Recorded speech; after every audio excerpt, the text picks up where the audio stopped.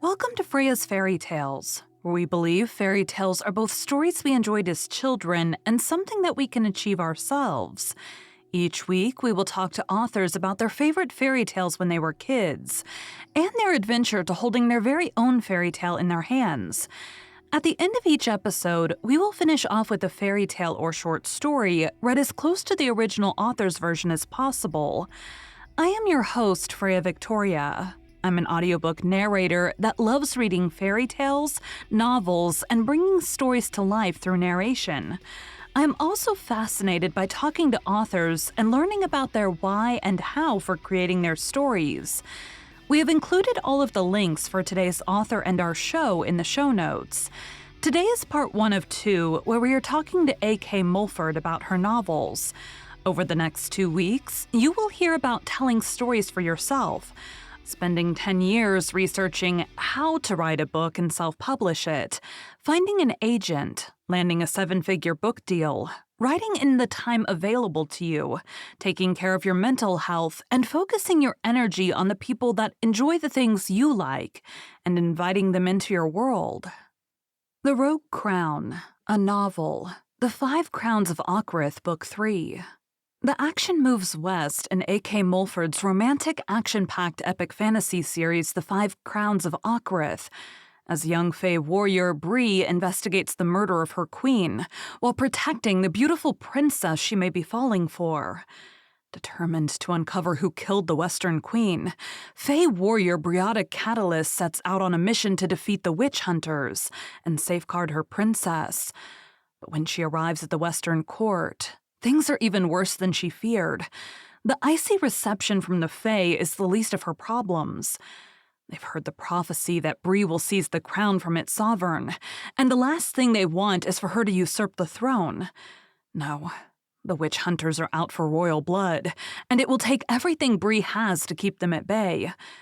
It doesn't help that, still grieving the loss of her mother, Princess Abelina Thorne, is reluctant to allow Bree into her confidence, only agreeing to let her serve as one of her guards at the behest of the princess's cousin. As the threat of the witch hunters grows, they find themselves thrown together, working closely to uncover the secret plot of their enemies. Along the way, the princess realizes that Bree is one of the few people she can trust. But Bree is determined to forge her own path and prove the prophecy wrong, not letting the beautiful Lena distract her from defeating the witch hunters. She has a duty to the princess, a duty to the Western Court, and a duty to her own destiny. But what about the duty to her heart? So the name of the show is Freya's Fairy Tales, and that is fairy tales 2 ways. Fairy tales are both something that we watched or read or listened to as kids, and then also the journey of spending weeks, months, or years writing your book to then finally get to hold it in your hand is also a fairy tale for you. So I like to start off with, what was your favorite fairy tale when you were a kid, or short story, and did that favorite change as you got older? Yes, definitely. Well, I when I was a kid, I loved all the Disney movies. I think probably when I was really little, The Little Mermaid was my favorite, like, Disney story, princess Mhm. story. I loved all the Grimm brothers fairy tales and things like that, like Little Red Riding Hood and all of those things my mom would read to me heaps. And then when I was a little bit bigger, it kind of shifted more into like fantasy and longer books like, The Hobbit and Tolkien and uh things like that. And yeah, and I still have a love for kind of high fantasy, epic fantasy to this day. So yeah, it's carried on my whole life for sure. Now, I do have a question before I ask another question. What, for you, what do you differ? Because I've seen a lot of controversy around this. What's the differentiation between high fantasy and other fantasy? Like, for you, what does that mean? I mean, high fantasy tends to be other worlds, right? So you can Mhm. have like urban fantasy, which is usually like set in Our like world. a city or like, Yeah. yeah, like a contemporary world. High fantasy tends to be more like a different world, a different realm, a different system of magic. It doesn't necessarily have to like evoke medieval themes, although most high Mhm. fantasy does, where it's kind of set in this magical made up version of medieval times. Mhm. But you do see high fantasy that is set in other kind of eras of history, which is Mhm. really fun. But yeah, that's kind of high fantasy for me is other worlds, completely Okay. made up. Yeah. I saw something on TikTok this week about, like, that's not high fantasy because of I don't remember what the reason was, so it made me, like, Because Google, it's set in "What's New the York, difference?" you Yeah, know? I don't It's know. like, yeah. Alright, so Yeah. at what age did you think you wanted to write or know that you were going to eventually write? I mean, I always wrote stories like forever. I think that I didn't know if I'd ever publish any of them, but I always like to tell stories for myself and write Mhm. those down, just because it was fun and a nice outlet for me and something I enjoyed. It was probably the first thing that I was really into, and I always said as a kid I'd either be an author or work with animals, and so I've gotten to do both in my career. So yeah. And so, when did you? Because your first book was The High Mountain Court, right? And so Yes. when did you start that? How long did that one take you to write? The High Mountain Court actually didn't take that long to write because I got down this ADHD rabbit hole about 10 years ago of thinking about self-publishing and reading all the books and Mhm. listening to all the podcasts about self-publishing and kind of becoming a hobbyist about it. And I realized that one of my biggest problems with writing was I never got to the end.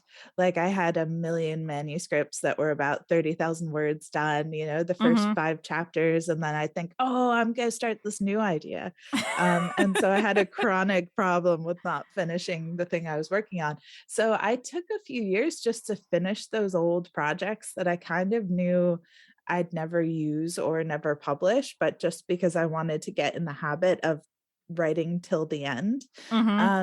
And so by the time I realized I wanted to put out, you know, a book and start publishing, I kind of thought maybe I'll hold off on the kind of stories of my heart, the ones that I really like had been thinking about for a decade, and do Mhm. something completely fresh and new, kind of like wipe the slate clean a little and just Okay. start from scratch on something that could be my kind of like dip my toe in the water of Yeah. publishing book.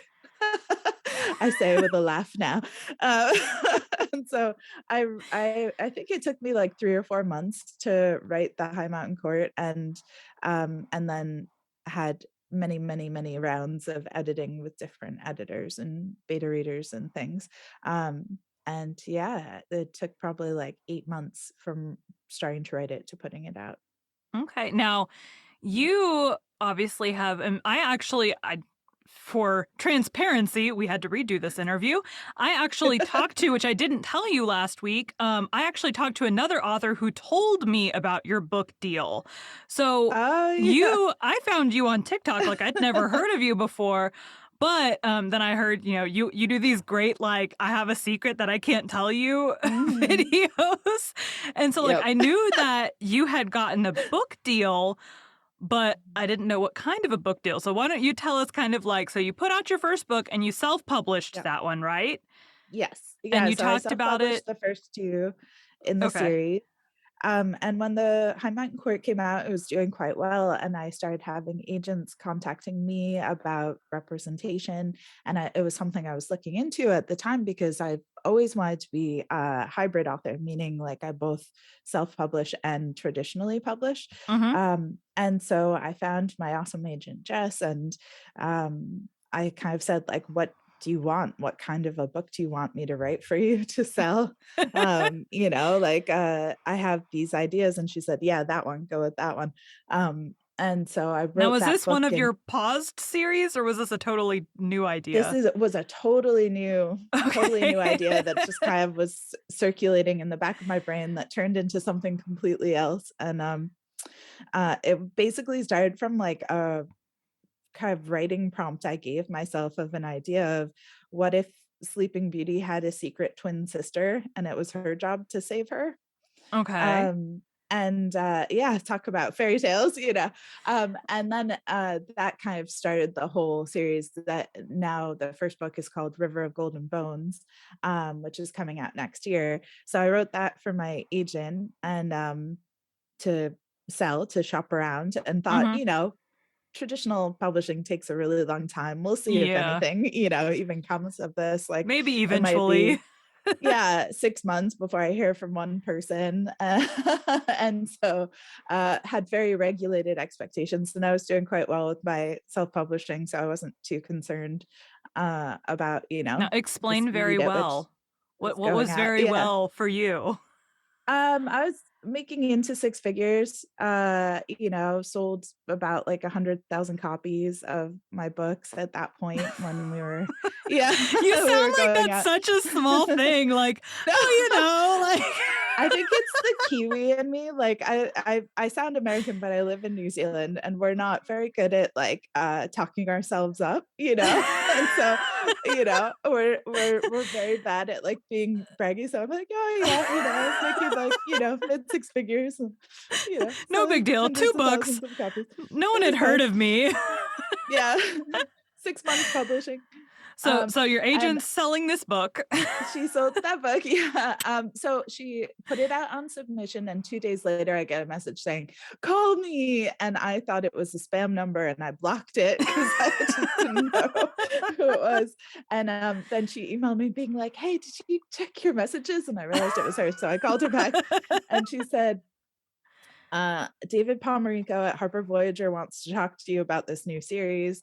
And I was like, oh my gosh, that's so exciting. So we That's a hopped big on a Zoom publisher. call.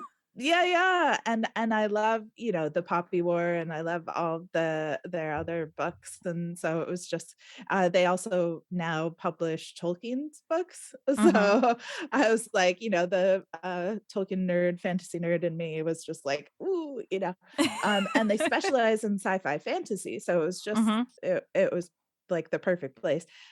So I hopped on a Zoom call and had a chat with him, and more I just realized how like perfect it would be for this new trilogy that I mhm, just wrote.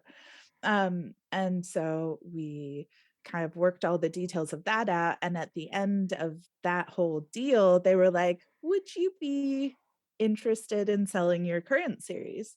Um, too. And I kind of was like, "Well, I don't know, maybe," just kind of like like I guess it depends. It depends on what you offer me, Yeah. because I'm pretty, I have a number in my head of how much I think I'm gonna make with the series, but I Mhm, also have a sense in my head of how many hours of work that's gonna take on my part to like make that happen. mhm, Um, and so, the idea of working with a whole professional team of people who know how to produce books and can, do so much of the stuff that I couldn't do on my own, mhm. um, and was struggling to do in a very short amount of time was just like Right. super appealing. And so, yeah, so then we ended up making a deal for that series, that 5-book series as well. So it ended up being 8 books total in 2 deals and a multi 7-figure deal. Yeah. Good grief. Now, what were you doing? So, clearly that was a good Zoom call for you that day. Mhm, So mhm. what have you done since then? Like, what did you do to celebrate that? You had to do something. Yeah, I but, like, for the most part, we're like, "Well, we'll save the money to, like, help pay off the mortgage and stuff." The one big splurgy thing I did was I bought my mom a car. So she she lent me $2,000 last year and to help me buy like book covers and editors and things for the first book, and she jokingly said, um you can pay me back when you make your first million, just Mhm. as a joke. And so, I said, I want to Not pay you knowing back. it's gonna take less than a year for that to happen. Right? Yeah. No, yeah, it's almost coming up on a year now. Crazy. And so I said, I want to pay you back. And she said, oh, good, because I want to put it towards this car I want to buy. Like I've been waiting to buy this car for ages. And I said, how much does that car cost? And just out of curiosity. Now, And does then she I sent know her. at this time, what does she know about the book deal? She knew that I got these book deals, but she didn't know the amount they were yet. Okay. So I asked her how much the car was, and then I sent her the money for the whole car, and that's when I told her how much I made on Well, I'm these. sure I know if it had been my mom, one, at first my mom would have been like, "No, no, no, no, it's too much, it's too much." Mhm. And then, once you're like, well, in our family, there's this whole thing about like, for example, my mom just graduated from like a college kind of course program thing. And so we all go out to dinner and she tries to grab the check. And me and my husband are like, this is your graduation. You're not paying for everybody's Right, yeah. dinner. So like, Classic mom move. yeah, so I'm like, in my family, that's, pretty standard. The like, "No, no, Yeah. no, that's too much," and then you're Yeah. like, "No, you're She gonna was like take it." there was a lot of, the mom, like angry whispering your names, she just kept being, "Allie, Allie, Allie, you can't send me this much money." I said, "If you don't need it, use it for a plane ticket to come visit us because it's super expensive to come fly to New Yeah. Zealand from the States." So, I said, "Put it aside for traveling to come see us next time." But, she was the one who always thought like who would never say no when I wanted a new book. It was like the one thing we found a way to always have the money for was like we were always going to the library, we were always reading, and she was Mhm. the one who really encouraged me to write and said, like one day I'm gonna see your book on the shelves, in here when we were in bookstores and stuff, and it was so encouraging. And so it felt like really emotional actually and really like Mhm. wonderful and humbling to be able to like do that for her when she was the one who's been encouraging me my whole life to make this a career. So Yeah, yeah, it I was a have to tell you, really awesome moment. last week after the failed recording, I was telling my husband about your story, and I was, like, tearing up, like, talking about it. It's, like, so sweet. Uh, So yeah, yeah. so what It's were still, sinking in, it's Yeah. still kind of a shock. Just the fact that, like, I love writing, it's my first love, really, and to Mhm. be able to make a career out of doing it is just the greatest blessing. So how did you where did you find the time to write? How did you then, get your books out there for cuz clearly a publisher's not going to want you if no one's buying your book. So how did Yeah. you how did you find the time to write, and then once you had written that book or even before writing that book, how did you tell people about the book? Yeah, so I'm a stay-at-home mom and I have 2 little kids, and the High Mountain Court I wrote at 4 a.m. on my kitchen table before my kids woke up, and I didn't have a desk, or any place to go really so I just however long until my, then 2-year-old would wake up was how long I had to write each day. Mhm. So sometimes it was till 7 a.m., sometimes it was till, like 5 a.m. and Yeah. I'd have 1 hour. And that was my only working time was before they woke up. And then as time went on, we were able to kind of like shift my husband's work schedule back a little. And so I have more time in the mornings now. And we're still kind of like puzzling our days together. We're moving in September to Australia. And one of the reasons we're going is so that we can have more support with our kids and find some Mhm. like really awesome like schools and different people for them because they're both Mhm. neurodivergent and kind of like need a place that really gets them and like, Yeah. respects them and encourages them. So And other kids to be yeah. around And too. other kids, yeah, Yeah. and friends and things, and so we just have none of that here, so they're home all the time, and we have really no childcare, so we're both trying to work full time and parent full time, and it's been kind of like tag team, two Yeah. ships passing in the night. Yeah. Um, and yeah, and so I'm looking forward to getting into more of a 9 to 5 routine with writing, but so Mhm. far it's just been puzzling in the time, like the my main marketing is TikTok. And Mhm. most of my TikToks are lip syncs where you can't hear the background noise because it's like cartoons and children shouting Yeah. and dogs barking. And it's just a very, very close up of my face because if Yeah. I tilted even an inch left or right, it's just like absolute chaos, toys everywhere, like, Yeah. child stomping crackers into the carpet, just the chaos that is my actual life. So that was my marketing, was making silly TikToks while I was hanging out watching cartoons with my kids, and that's how I found the time to promote my books. Now, did you wait until the book released, or did you start doing stuff ahead of time? No, I started right away. Well, I mean, like I finally got up the courage to post a TikTok like in March, I think, of last year. And then the book came out in August. So I had a few months leading up to it where I was just making funny videos about, drinking lots of coffee and forgetting how to write and, thinking of good ideas in the shower and like all of those relatable, like author life moments that I thought Yeah. it was so awesome because I had people to share them with who got it. Yeah. I was like, in my day-to-day life, you can't really just like bump into someone and being like, oh, that really spicy scene in this book, like you can't just like talk about, fantasy romance and things like that. So to jump on TikTok and be like, "Ah, like here they are, here are my people, like they get Why it." is it so much more awkward to talk about that to people in your real life than it is to Yeah, they strangers? kind of look at you Yeah. when they say we still have family members who barely know that I'm an author. And they'll say, "What do you do?" And I'll say, "I'm an author." And they go, "Oh, kids books." They just assume it's children's books because I'm a parent. And You're like, "Don't I'm ever read like, my books, "No." please." They're like, "What is it?" And I said, new adult fantasy, um, kind of and they're like, "Oh, like, like Game of Thrones." And I'm like, "Sort of." Kind of, yeah, I guess, sure. Uh, yes, but, like, with, like, less violence and more sex, And That's just hopefully less incest too, man. That Yeah, series is yeah. oof. No, there's none of that. Mhm.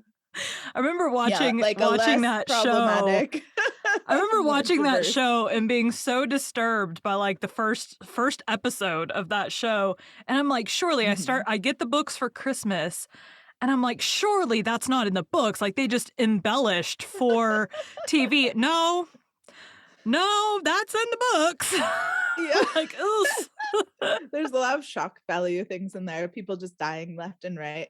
But like my books are more romantic fantasy and that's more for me, my favorite part is the relationships, emotions, Mhm. feelings, like how people connect with each other and people discovering it, like about themselves and kind of finding their voice and their power and things like that. So I those are the stories I like to tell that are a bit more emotional and feelings based, but also have some good epic fighting scenes in them Right. too. So, It has if yeah. it's a fantasy, there's gotta be epic fighting, like, Yeah, that's you've just gotta gotta have be some in there. magic and you've gotta have a battle.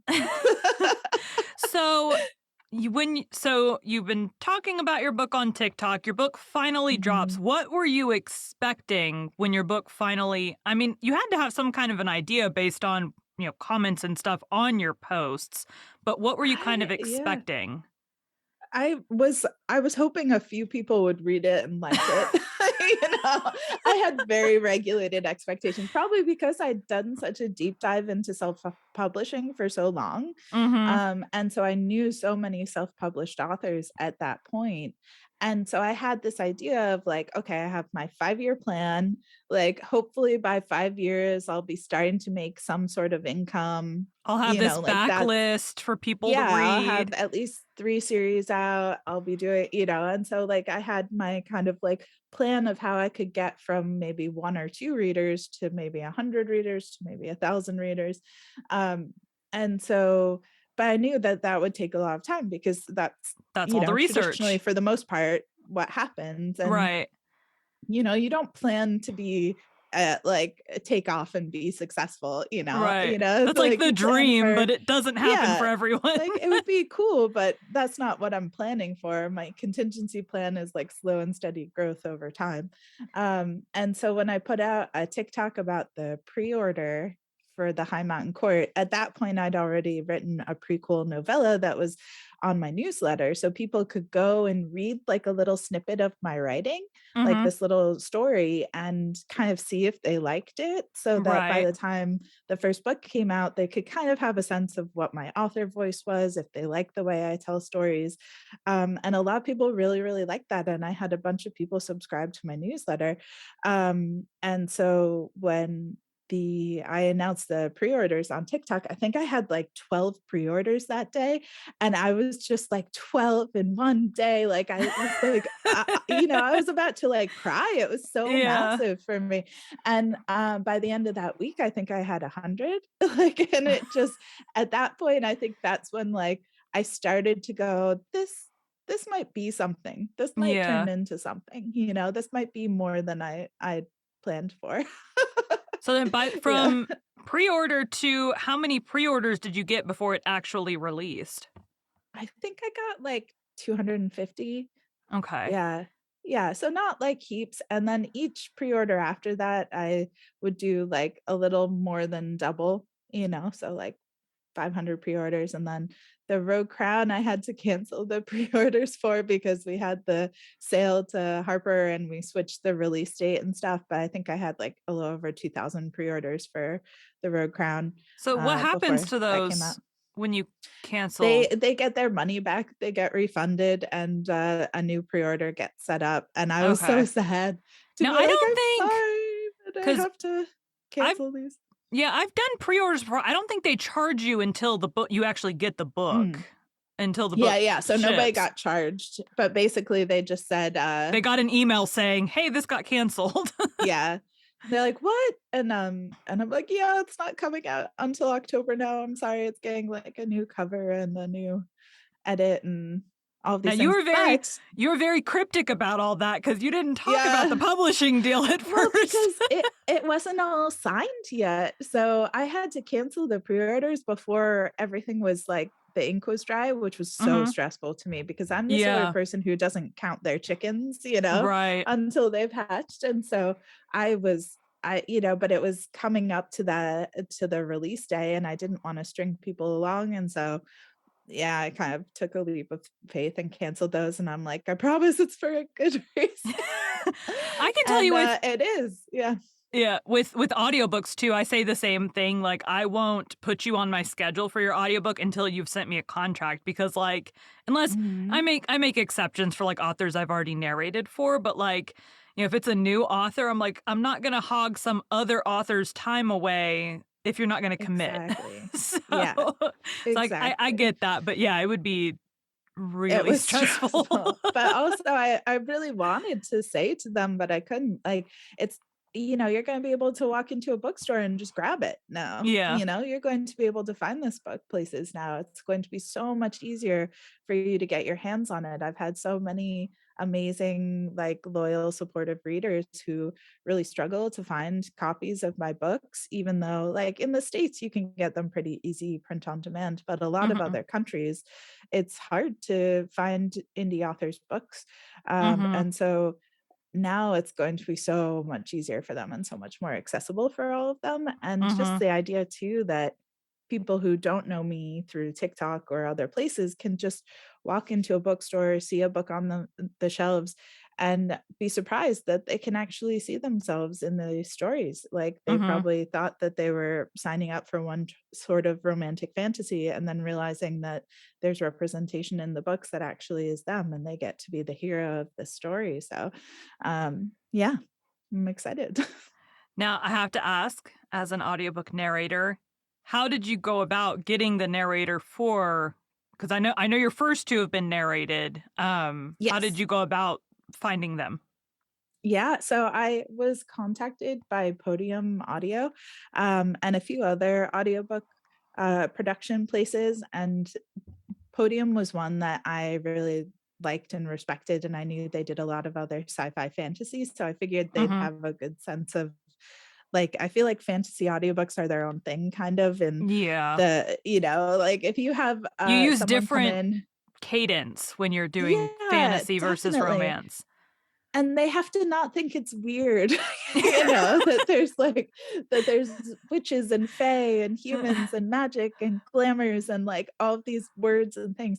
And so I really wanted, to work with someone who got it, because if they Mhm. came from, kind of more, contemporary worlds, they might be like, "What is going on?" But then Right. also, because I really wanted a narrator who could kind of, like, represent the series as a whole, so it was really important to me. Like, Remy is based on a real person that I used to work with in Guatemala. Mhm. And so I really wanted like somebody that had Afro Latina roots and like, like could kind of represent her. And so when the podium gave me options of all of these amazing people, and I found Mela Lee, who's my narrator for the series, I think her grandmother is from the same islands that my friend who's based on Remy is from. And I was just like, "Oh my gosh." It was so meant to be, you know what I mean? Like, Yeah. it was one of those, like, beautiful moments, and she does the voices of so many, like, Mortal Kombat and, like, all of these, like, amazing characters and, Mhm. like, TV shows that my kids watch and stuff. And I was like, "Okay, she gets it." Like, she Yeah. get she gets the fantasy world. Mhm. And so it was just kind of like the perfect person. So, yeah, that was Now, really exciting. Harper has their own, like, audio thing. Are they letting her Mhm. continue to do the audiobooks? Yeah, so she'll be doing that whole series, the Mhm. Five Crowns of Okra series, and then Harper will be supervising the audiobooks for the River of Golden Bones books, so the Golden Court trilogy that I sold to them. So the brand new trilogy they'll be doing the audiobooks for, and Podium will be doing the five co as we call them, the Five Crowns of Okra. Yeah. Now, you talked about what were you doing? So, you're from the US, but you spent Yes. time in Guatemala. Why? Mhm. And now you're in New Yeah. Zealand. I've lived in so many countries. I haven't lived in the US since I was 18. I moved to the UK and then South Africa and then Guatemala, and now I'm in New Zealand. We're about to move to Australia. Yeah. So but I used to work in wildlife rehabilitation and specifically studied primatology. So yeah, that I was in Guatemala working as a volunteer manager and working rehabilitating animals at a wildlife sanctuary rehabilitation center there when I met my husband, who's a Kiwi, and we came over this side of the world. Yeah. And how did you meet him? What was he doing in Guatemala? He came to volunteer at the wildlife sanctuary, and I kind of had like a no sleeping with volunteers rule, because It's they a good just rule. like it's a good rule. Like they just come in and out too often, like Yeah. hundreds of people every few weeks. And everybody like people in the voluntourism industry are pretty fast and loose with, just like a pretty It's a good good place to way work for to keep people who up, just want one night casual stands. fun. Yeah. But for me, I was just like not interested. So I didn't really give him the time of day. But we became like best friends, which was, and when you live in a place with like, no internet, like you get to know people pretty quickly, like no Right. makeup, everybody's covered in animal poo and, like is Sweat. exhausted. Like you get the real version of people pretty quickly. So, Yeah. yeah, so eventually we had this rule. Each of the rooms in the volunteer house, which I lived into with the volunteers, had two bunk beds. And we had this rule that like couples would get their own room. You couldn't put another volunteer in a room that was like one guy and one girl, because that might be uncomfortable for people, which is, gender is stupid anyway, but just, so they had this rule. And so I put Glenn, my now husband, in my room with me when we had this influx of volunteers because I didn't want to have like new people moving into my room every other week. You know, I was Right. kind of over it by then. I think I've been there for almost a year at that point, and I just you never know if they're going to be a good roommate, and they're only there for a few weeks, and you barely get to know them, and then another person moves into your room. So I moved him into my room as a way to kind of just have one roommate, and he was my buddy, so it like worked out that way. And I might have had a thing for him too, and by that point I thought this is my move, you know. And What do yeah, you it mean you wasn't got very moved into my room? yeah. Oh, weird. He's like, "Don't you control who moves into?" Oh, strange. No, I had no idea. My Yeah, it supervisor must wasn't have done that. yeah, funny.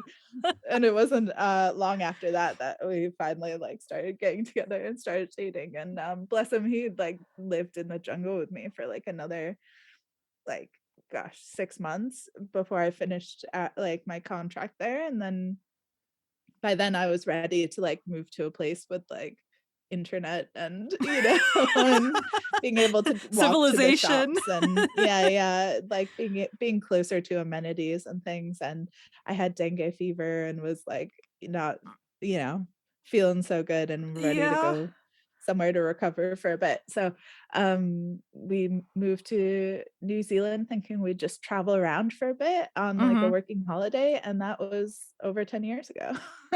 10 years and 2 kids ago.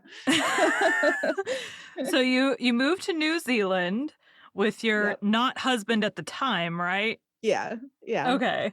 Who you semi-stalked. I I mean, didn't stalk him. I mean, we already lived together then, you know?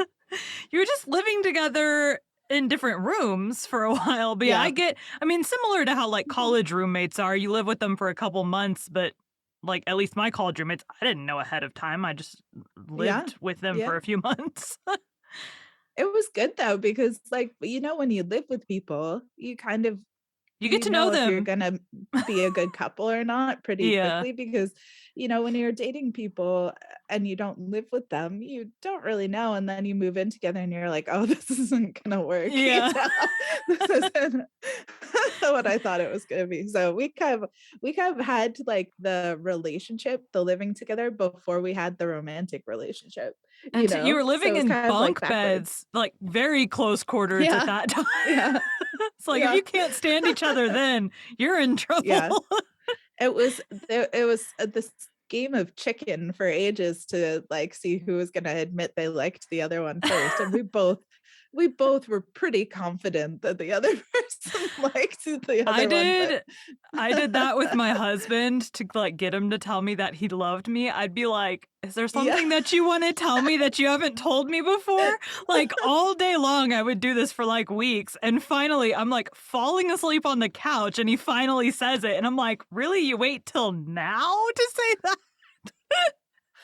I almost said it so many times. Just like leaving the room or being like, "Okay, bye." And I was like so close to just being like, "Love you." And then I'm like, "Shit, no, you can't, you can't say that." I didn't mean it, I I didn't made mean him it. say it first. Yeah. Same. I had, like, a roadblock in my head, like, the guy why, I don't know, like, the guy has to say it first. The girl can't say it first, like, that's in my head, that's what I thought, but It was a power move. whatever. Yeah. But I was trying to, like, drag it out of him. So, Mhm. 'cause we had been dating for, like, 2 months, I think, and my sister got married, and so he came with me. I was a bridesmaid. He came with me to my sister's wedding, and, like, afterwards, my mom was like, "Have you guys told each other you loved each other?" And I'm like, "No, mom, we've been dating for 2 months." Like, "No, we haven't done that." It wasn't too much longer. We were, let's see, we were engaged by 6 months and married at, like, 13 months. So, like, it was Oh my very gosh. quick. Yeah. Yeah, So we didn't get engaged like, we didn't get engaged until after I had my first kid. Yeah, so because we weren't even thinking we'd really get married.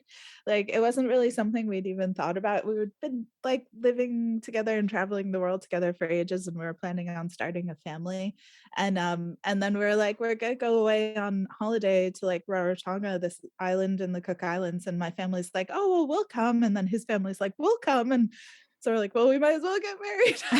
Everyone's already here. Yeah, this is perfect. We'll just make this a whole wedding thing, and it was super cruisy and easy, and yeah, it was awesome.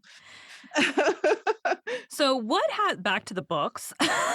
Yeah. So your publisher kind of took over these 2 books that you'd already published. Did they send them Yeah. back through another editor, or, like, did they have you change anything, or, like, kind of what Not happened? hugely. The first 2 books, because they wanted to, like, bring them back out pretty quickly, just Mhm. went through, like, another round of, like, proof editing. So, Okay. like, commas and, like, typos, that sort of level of editing, like, the kind of finishing touches sort of Well, stuff. and they The want their people to go through it, I'm Yeah, sure. yeah, and so they went through and, like, the High Mountain Court only had a few small changes, and The Witch's Blade had, I think, a few more, and, yeah, but it was great because it was like, you never catch every typo when you No. publish something, so it was awesome to have them catch, like, a Re few more things. Yeah. And then the Rogue Crown, because the Rogue Crown hadn't come out yet, we didn't do, like, a big edit on it, all of the story is the same, but we did have a little more time to do more of a copy edit and, like, go through and be like, "Does this make sense?" Like, "Did you Mhm. explain who this person was?" Like, all of that sort of stuff. But because it had already gone through all of my rounds of editing, Mhm. because it was about to come out, it was pretty solid already, so it didn't really need that much. Whereas The Okay. Evergreen Air, which is the 4th book in the series, which I'm just finishing my revisions through now, which will be sent to them soon, will go through the whole editing process with them. Mhm. So it'll be the first book with them that we get to go from, like, the very, like, Beginning. first version of the manuscript to publication together. So I'm excited for that. And so you're in the middle of this move and you're still writing Mhm. books. You've got Yep. 2 books you're working on right now, right? Book 4 and Yep. then book 1 in the other series. Like, Mhm. how are you juggling doing that and moving at the same moving Lots countries? of caffeine.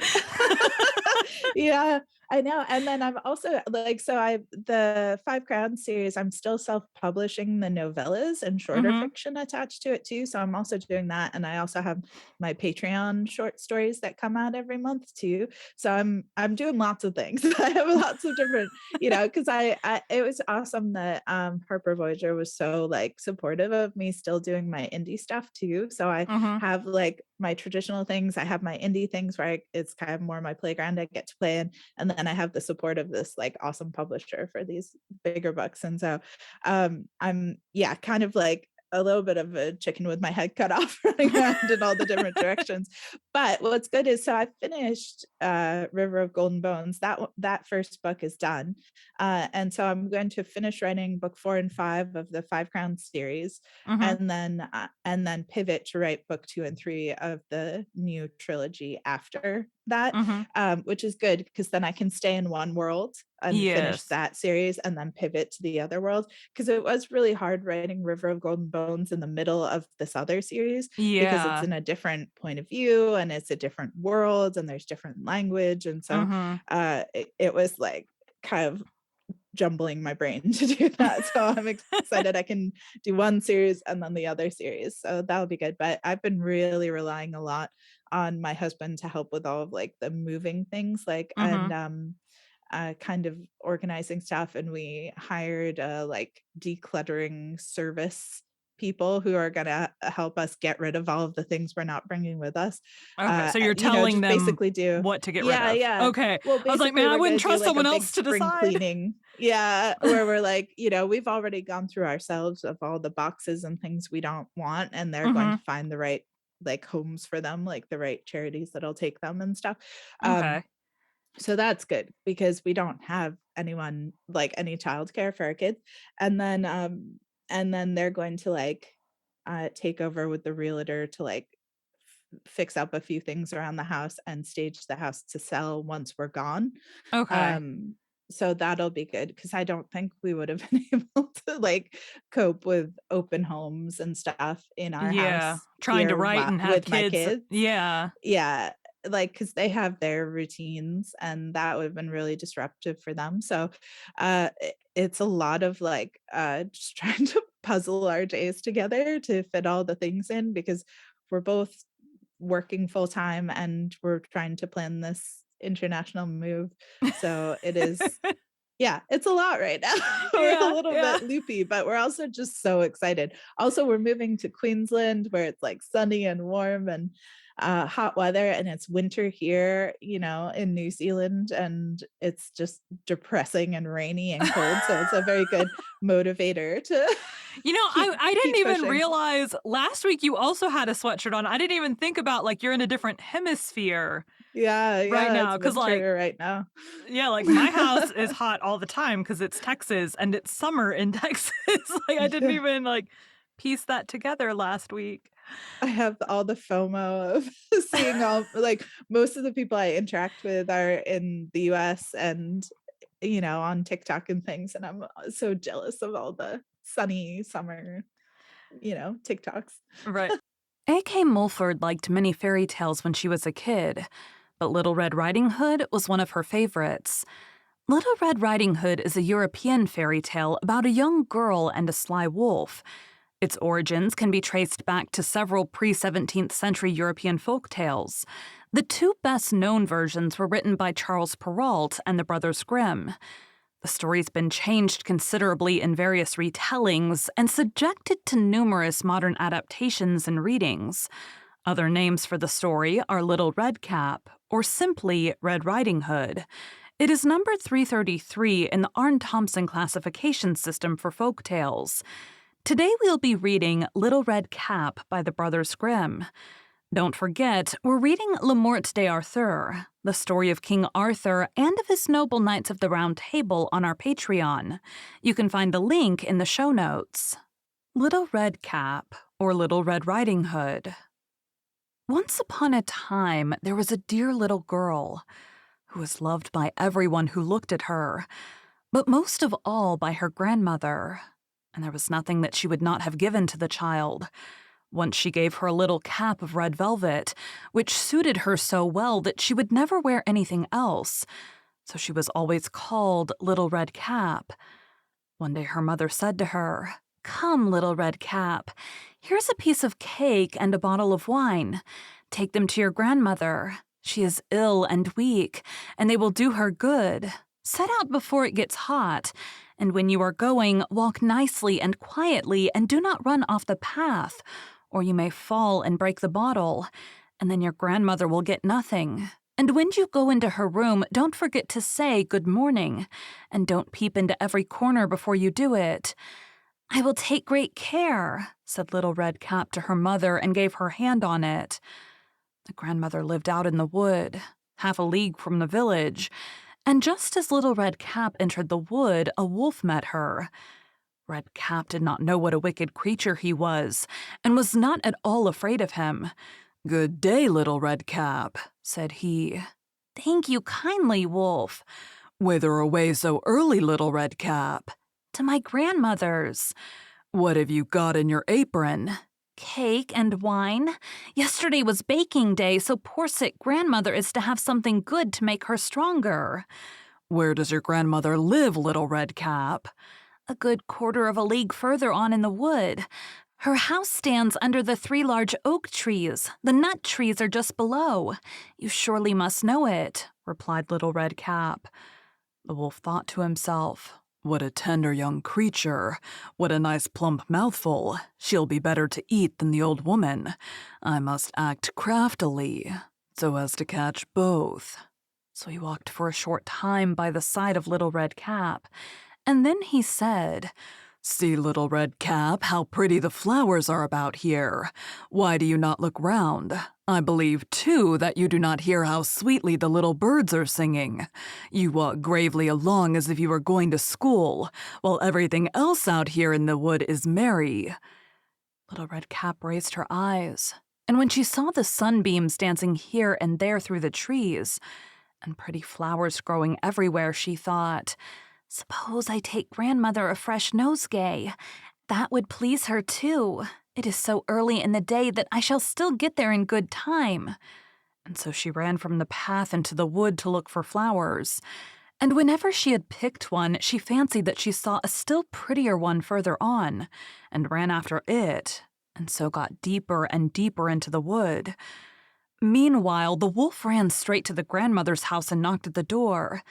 "Who's there?" "Little Red Cap," replied the wolf. "She is bringing cake and wine. Open the door." "Lift the latch," called out the grandmother. "I'm too weak and cannot get up." The wolf lifted the latch. The door sprang open, and without saying a word, he went straight to the grandmother's bed and devoured her. Then he put on her clothes, dressed himself in her cap, laid himself in bed, and drew the curtains. Little Red Cap, however, had been running about picking flowers, and when she had gathered so many that she could carry no more, she remembered her grandmother and set out on the way to her. She was surprised to find the cottage door standing open, and when she went into the room, she had such a strange feeling that she said to herself, "Oh dear, how uneasy I feel today, and at other times I like being with grandmother so much." She called out, "Good morning," but received no answer, so she went to the bed and drew back the curtains. There lay her grandmother with her cap pulled far over her face and looking very strange. "Oh, grandmother," she said, "what big ears you have." "The better to hear you with, my child," was the reply. "But grandmother, what big eyes you have," she said. "The better to see you with, my dear." "But grandmother, what large hands you have." "The better to hug you with." "Oh, but grandmother, what a terrible big mouth you have." "The better to eat you with." And scarcely had the wolf said this, than with one bound he was out of bed and swallowed up Red Cap. When the wolf had appeased his appetite, he laid down again in the bed, fell asleep, and began to snore very loud. The huntsman was just passing the house and thought to himself, "How the old woman is snoring. I must just see if she wants anything." So he went into the room, and when he came to the bed, he saw that the wolf was lying in it. "Do I find you here, you old sinner?" said he. "I've long sought you." Then just as he was going to fire at him, it occurred to him that the wolf might have devoured the grandmother, and that she might still be saved. So he did not fire, but took a pair of scissors and began to cut open the stomach of the sleeping wolf. When he had made 2 snips, he saw the little red cap shining. And then he made 2 snips more, and the little girl sprang out, crying, "Ah, how frightened I've been! How dark it was inside the wolf!" And after that, the aged grandmother came out alive also, but scarcely able to breathe.